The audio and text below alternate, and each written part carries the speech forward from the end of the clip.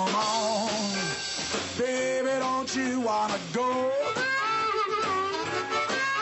Come on, baby, don't you wanna go? Back to that lemon light city, sweet home Chicago. Hi there, I'm Marty Levinson.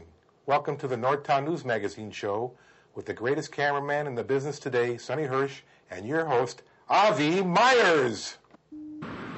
Welcome, everybody. Hi, Marty. How you doing? Avi Meyers here, Northtown Neighborhood News Magazine, a presentation of Sonny Hersh and myself. Dial us up on the web at ntnm.org, the gateway to YouTube, where way over 30,000 shows have been watched, and the numbers are climbing all the time. Check out your local community policing at caps24.org.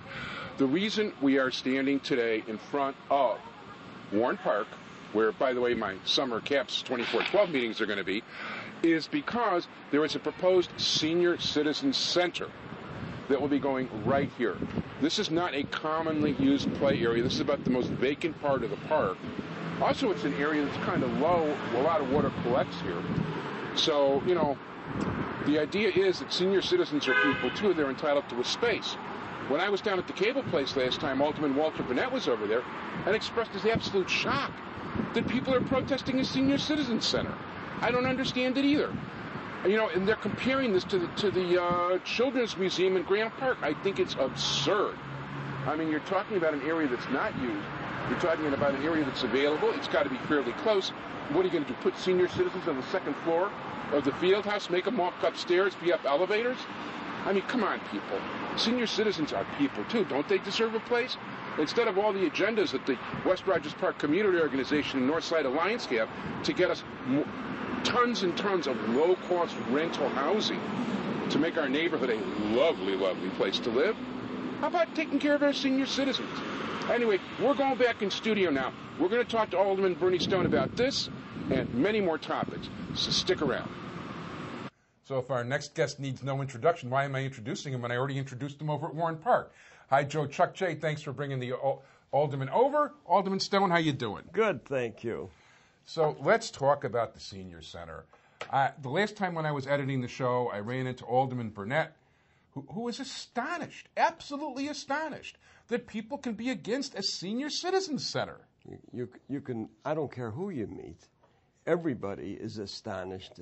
How can anybody be against the Senior Activity Center?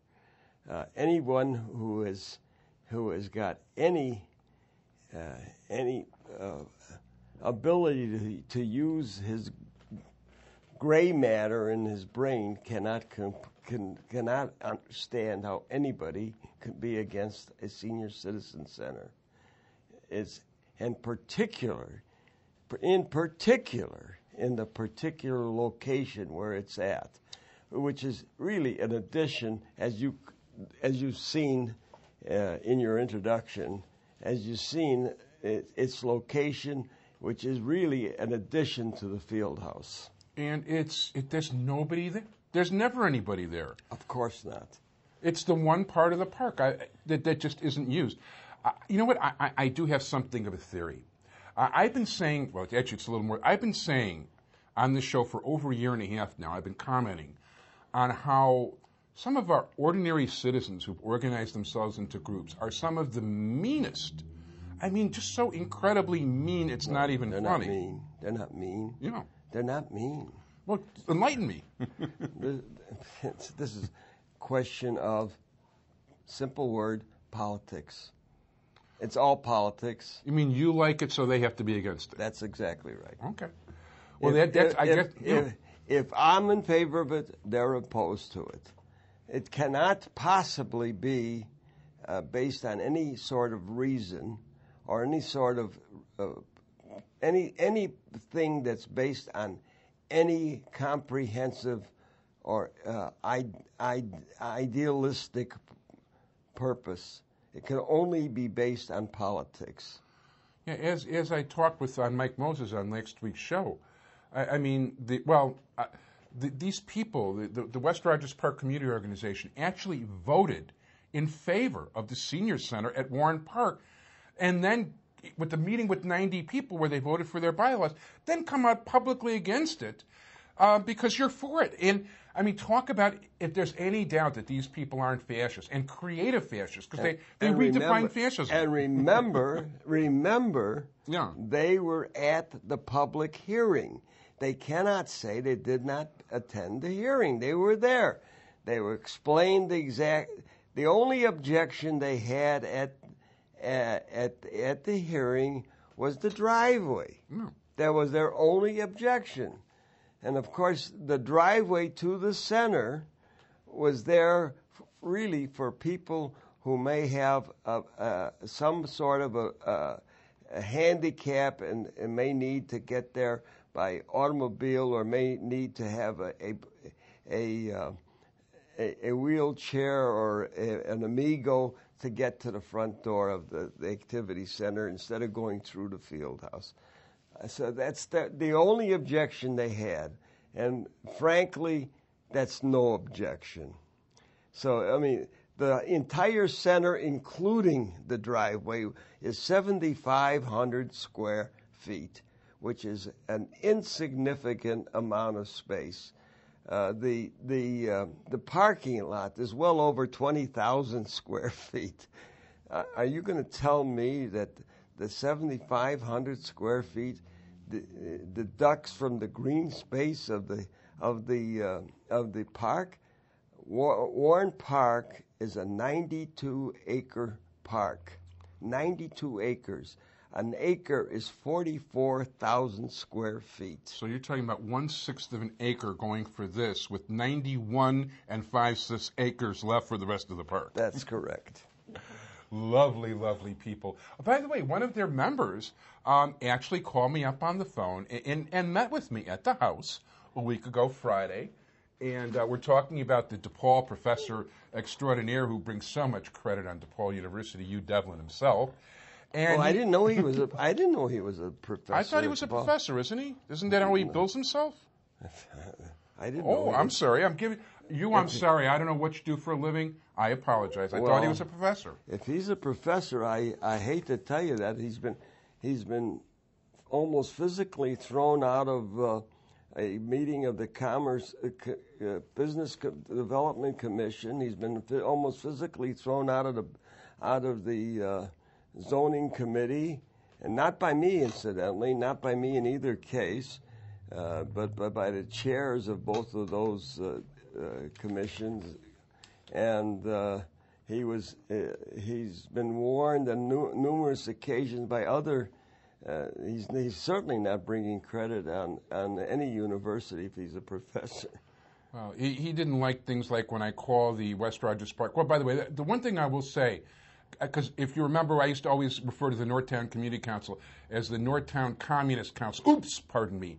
So I told a similar joke with Northtown Community Council. Yeah, I used to kid around about that. Our old group, the old group. Well, you were a past president. I was a past president, so I was kidding about it. And I'm a charter member. Right. So I was kidding about the communists. I sort of take offense at that, too. Well, actually, you heard it a couple times, but I always said it as a joke. I mean, within context, I understand that. But anyway, they're certainly a political organization, and they are certainly, have creative fascism, I think is the right word for him. But he came up with a list of 4 things he wanted off, and he particularly minded the creative fascism part for the West Rogers Park Community Organization.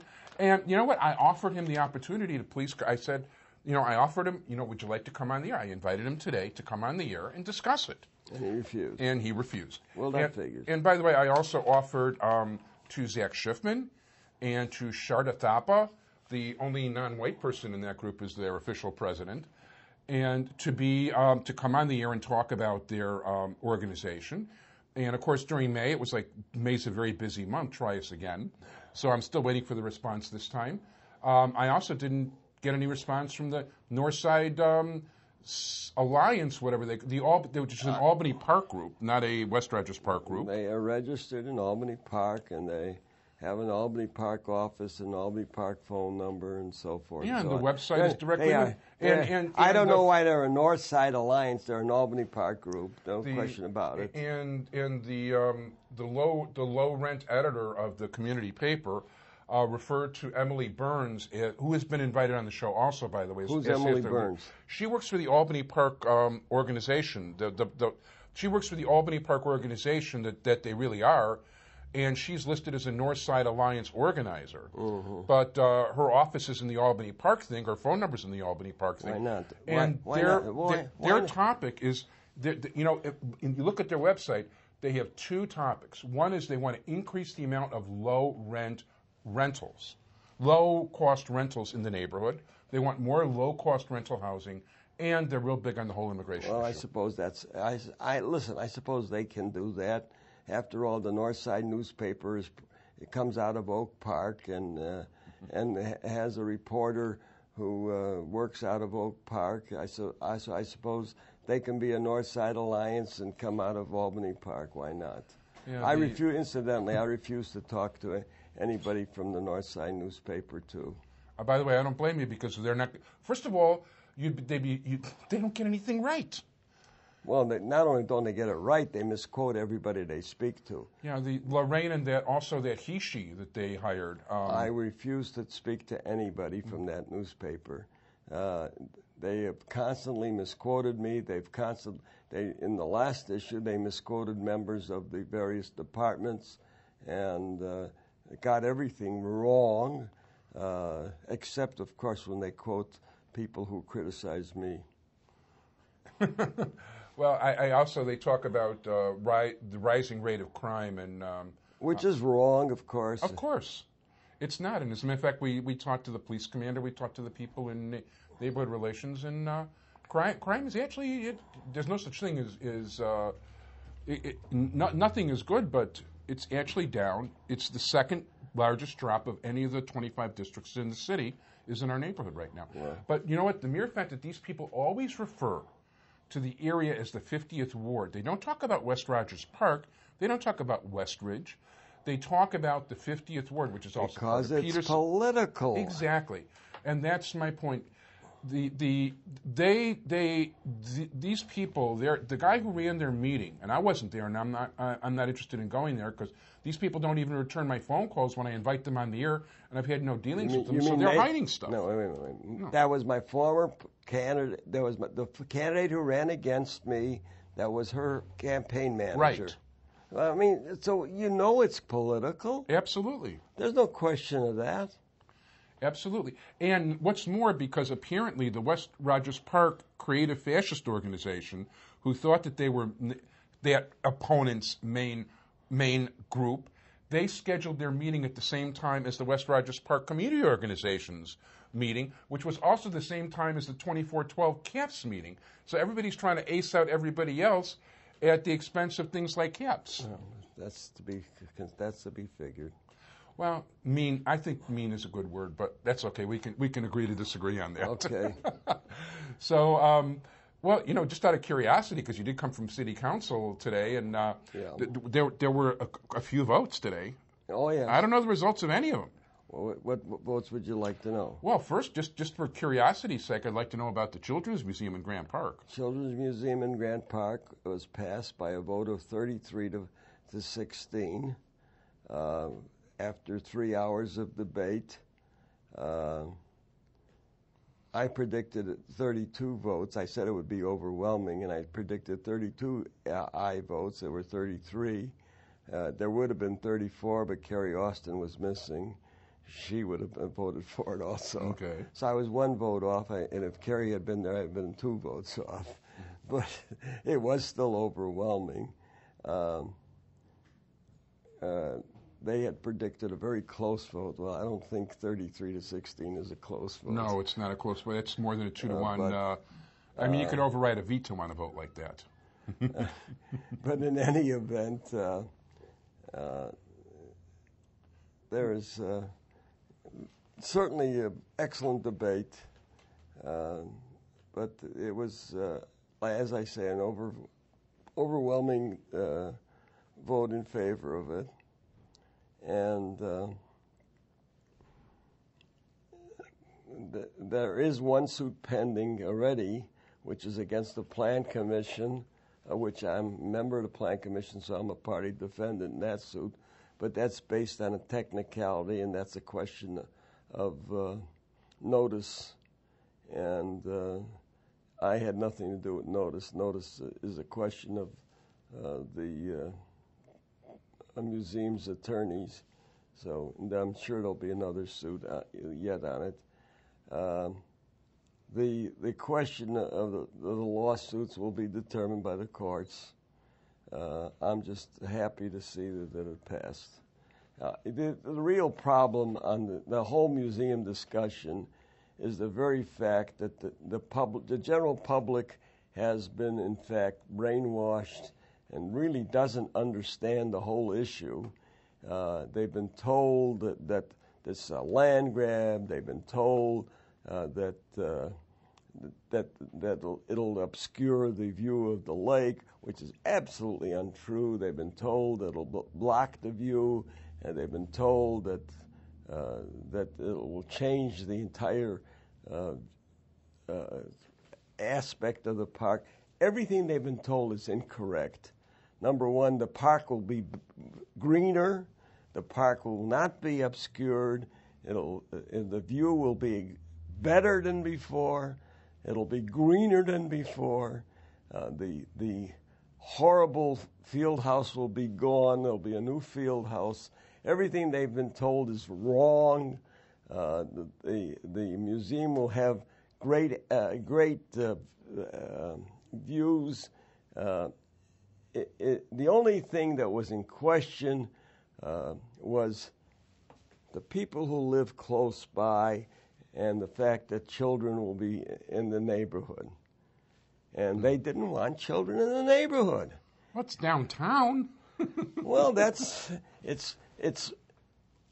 if you live somewhere, you don't want anything intruding upon where you live. And that's, if I was building the Children's Museum on Kedzie Avenue, everybody in Winston Towers would object. That's true. Now, you know that. Of course. So, and I know that. So, and if I was the alderman where the museum was being built, I would object. Yeah. Because my constituents wouldn't want it there. And that's exactly what the issue was here. But you see, that's not the way it was portrayed in the media, and that's what was involved here. But the media did not portray it. They portrayed it as this was against the law, which it is not. They portrayed it as it was going to obscure the views of the lake, which it will not. They portrayed it as it was going to ruin the park. This part of the park is horrible. Anybody who knows this area or even bothers to visit this area would find out if you go on the lower level, it's a convergence of many different highways. Yeah. That's all there is down there. And above it, you have a beat-up old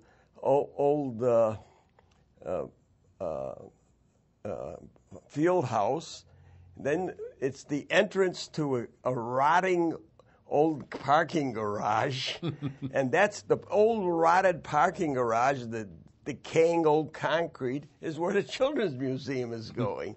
And it will be covered with grass. And we'll have vistas that'll open out into the open air, but will not be seen from above. So there's not going to be any blockage. If you stand on the south, on the west end, which is where you look towards the lake, yeah, all you'll see is green grass. That sounds great to me. I don't have a problem with that. So anybody who's been told that their view will be blocked has been lied to, and this is what the newspapers have portrayed it. You know, during the course of my speech on it, I talked about at the time when I was chairman of the World's Fair Committee, when I looked for alternatives to the World's Fair in Burnham Harbor, which I thought was ridiculous, to put the World's Fair in Burnham Harbor and tear up the southern part of Grand Park, tear it up, and then rebuild it at the end of the World's Fair. and I looked for alternative sites, it was the newspapers who crucified me for looking for alternative sites. Now here they said, why didn't the museum look for alternative sites? And that was exactly what I was doing at that time. Now, okay. I don't understand. Why was I doing the wrong thing when I did that? And here is something that's for the good of children, and they say it shouldn't be there. I don't understand that. To me, it's simple. 1 and 1 equals 2. It doesn't equal 3. And when you're weighing the fat cats in the condos against children going to a museum, by me, I'll vote for the children in the museum anytime against the fat cats in the condos. That's all. Cool. Let's talk about the neighborhood. Okay. What else is going on in the neighborhood? Well, there was also a vote today in the council on that senior citizen building on Western Avenue. 6917 Northwestern. Correct. Now they're presently that's where the car lot was, where Greenleaf Gardens used to be and stuff. There was a Which car was a lot. vegetable store. But they sold Christmas trees and veggies. Trees. There was a car wash there. It never has been improved, and it's going to be improved with 90 rental units for senior citizens. Aren't we worried that these people are going to storm the neighborhood with crime and gangs and all that? Oh, yeah, absolutely. Well, in any event, again, the same group of people, exactly the same group of people, represented again by that great architect, Greg Brewer, who served the notice on myself, on the city clerk, and on the zoning committee that he served it on behalf of the adjoining owners, that he wanted a separate vote under the section of the code on this item. So under the zoning ordinance, we had to hold a separate vote, and we had to pass it by at least 2/3 of the city council. Well, the vote on this zoning ordinance was 47-0. I think that constitutes 2/3. Say again? How many? 47-0. You sure that's 2/3? I'm pretty sure of that. Okay. Well, that's what that passed by. So that zoning was approved today. Those dangerous seniors. I don't know what we're going to do now. Well, we'll have to move to the suburbs, I guess. Dr. Ghani is now cleared to proceed, and he can submit his plans and proceed with his 90-unit senior citizen building. But that's the story on that. Okay, so that's all settled. That's one major. One of the points that you made. Now that I'm also. Well, go ahead. While we're talking on zoning, I'm working out. You remember St. Mary's Church on Chase Avenue? I'm working out. That's the Assyrian Church. Assyrian Church. Okay. I'm working out a settlement on the controversy they had there. They wanted to expand a community center? Well, it wasn't really a community. Every church has some place where after services they can serve coffee and have a little something after services. Mm-hmm. This was once a chapel for St. Margaret Mary's, and the Assyrian church bought it from St. Margaret Mary's, but they never had those facilities. It only served for minor masses. So now that it's a full Assyrian church, they wanted to add a kitchen to it. The neighbors had objections. It really didn't affect so much the addition of the kitchen and the dining area as it did some of the other problems they've had with the church. So I've tried to work out a compromise where they won't go too close to the adjoining house. They're building a small apartment there in case the bishop comes to visit. I try to work that out. I've been trying to work out some of this, make sure that there's no continual classes in there, so that there's and try and work out some of the parking problems. So I've been trying to work out a compromise on that, and that's presently before the Board of Appeals. So I've been working with the attorney, and we hope to have that solved by next month. Very good. And then I have one other zoning matter pending, which is an application for an addition on Howard Street, Siblings, which is a it's a bar between Howard and Francisco. Between California. We had a meeting there about between California and Francisco on Howard. Yeah. And he wants to add a couple floors to his building so he can have some rental units up there, I guess, so he can make some money on it. So he's applied for a change in zoning. So I have a public meeting going to be held.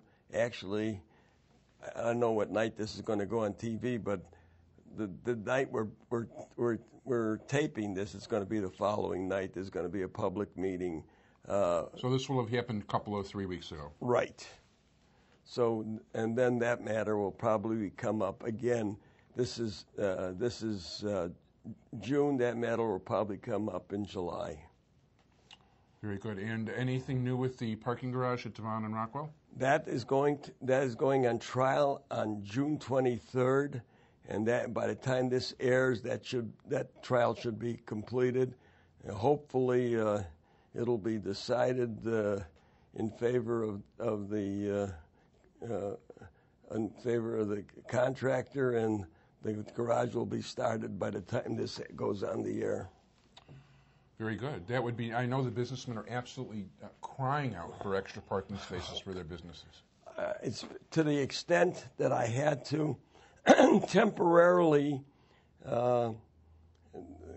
stop the residential parking in 4 different residential parking districts, so that because of the fact that the garage lost us 50 parking spaces because it's under construction. Yeah. I had to temporarily close off 4 blocks of residential parking and allow people to park on those 4 residential blocks, because I just had to provide for some parking spaces so the businessmen wouldn't go out of business.